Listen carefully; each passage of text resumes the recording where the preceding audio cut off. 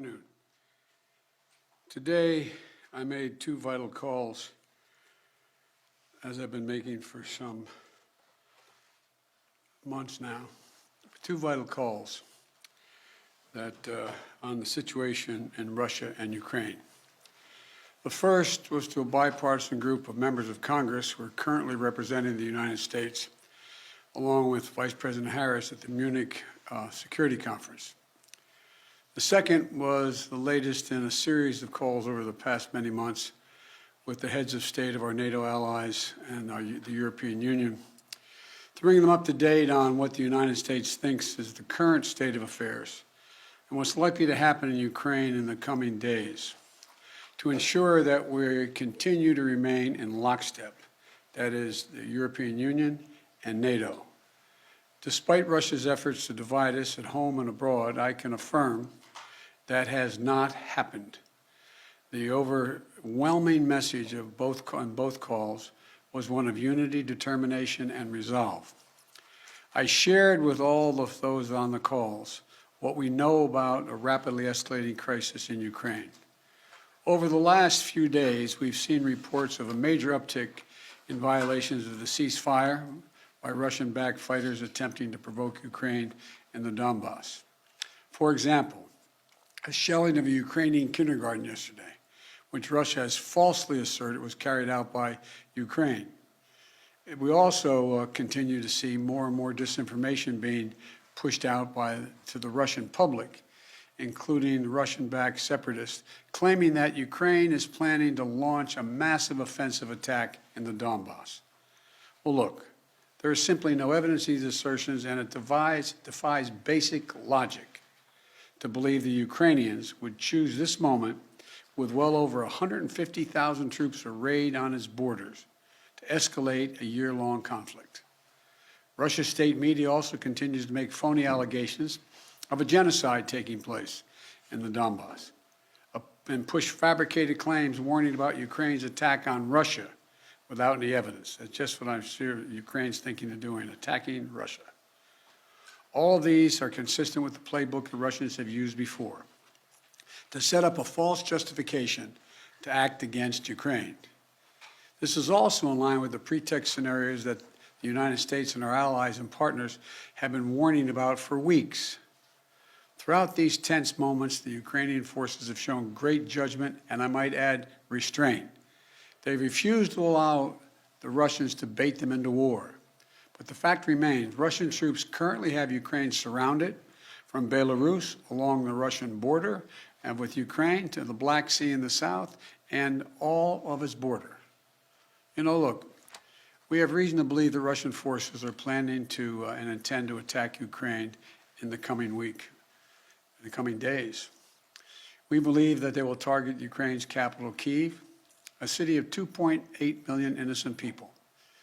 We're calling out Russia's plans loudly and repeatedly, not because we want a conflict, but because we're doing everything in our power to remove any reason that Russia may give to justify invading Ukraine and prevent them from moving. Make no mistake, if Russia pursues its plans, it will be responsible for a catastrophic and needless war of choice. The United States and our allies are prepared to defend every inch of NATO territory from any threat to our collective security as well. We also will not send troops in to fight in Ukraine, but we will continue to support the Ukrainian people. This past year, the United States provided a record amount of security assistance to Ukraine to bolster its defensive, $650 million from Javelin missiles to ammunition. We also previously provided $500 million in humanitarian aid and economic support for Ukraine. And earlier this week, we also announced an additional sovereign loan guarantee of up to $1 billion to strengthen Ukraine's economic resilience. But the bottom line is this: the United States and our allies and partners will support the Ukrainian people. We will hold Russia accountable for its actions. The West is united and resolved. We're ready to impose severe sanctions on Russia if it further invades Ukraine. But I say again, Russia can still choose diplomacy. It is not too late to de-escalate and return to the negotiating table. Last night, Russia agreed that Secretary of State Blinken and Foreign Minister Lavrov should meet on February 24th. February 24th in Europe. But if Russia takes military action before that date, we'll be clear that they have slammed the door shut on diplomacy. They will have chosen a war, and they will pay a steep price for doing so, not only from the sanctions that we and our allies will impose on Russia, but the moral outrage the rest of the world will visit upon them. You know, there are many issues that divide our nation and our world, but standing up to Russian aggression is not one of them. The American people are united. Europe is united. The transatlantic community is united. Our political parties in this country are united. The entire free world is united. Russia has a choice between war and all the suffering it will bring, or diplomacy that will make a future safer for everyone. Now, I'm happy to take a few questions. Nancy from Bloomberg. Thank you so much, sir. Do you think that it is wise for President Zelensky to leave Ukraine if an invasion is as imminent as the U.S. says it is? That's a judgment for him to make, and a determination as to whether or not. I've spoken with Zelensky a dozen times, maybe more, I don't know. And it's in the pursuit of a diplomatic solution, it may not be it may be the wise choice, but it's his decision. And do you have any indication about whether President Putin has made a decision on whether to invade? Do you feel confident that he hasn't made that decision already? As of this moment, I'm convinced he's made the decision. We have reason to believe that. There seems to be a unanimity of spirit between the United States and Europe to do some sanctions, a comprehensive sanctions, but is everyone on board with the exact same sanctions that you want to do? Yes. There will be some slight differences, but there'll be more add-ons than subtractions.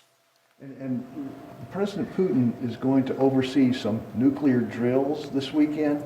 How do you see that happening? What's your reaction to that, sir? Thank you. Well, I don't think he is remotely contemplating using nuclear weapons. But I do think I think he is focused on trying to convince the world that he has the ability to change the dynamics in Europe in a way that he cannot. But I don't, how much of it is a cover for just saying we're just doing exercises and there's more than that, I just can't, it's hard to read his mind. Mr. President, to be clear, you are convinced that President Putin is going to invade Ukraine. Is that what you just said a few moments ago? Yes, I did. Yes. So is diplomacy off the table then? No. Until he does, diplomacy is always a possibility. What reason do you have to believe he's considering that option at all? We have a significant intelligence capability. Thank you very much. Thank you, guys. Thank you.